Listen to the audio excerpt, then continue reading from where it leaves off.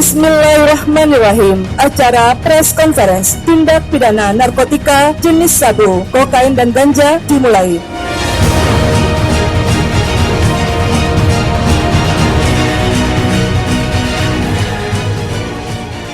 Pengungkapan kasus-kasus narkotika kurang lebih 80,5 kilo, terus penangkapan di Jalan Simpang Keramat dan penangkapan di Desa Gerudung Pase.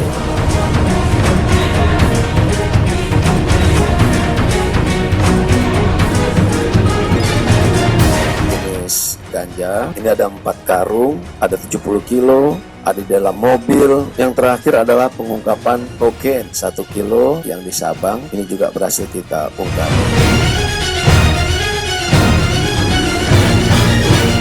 Penangkapan ganja juga kita amankan dari Gayowes, baik yang kering maupun yang basah. Kemarin kurang lebih yang basahnya itu 10 hektar, yang keringnya 1,3 ton.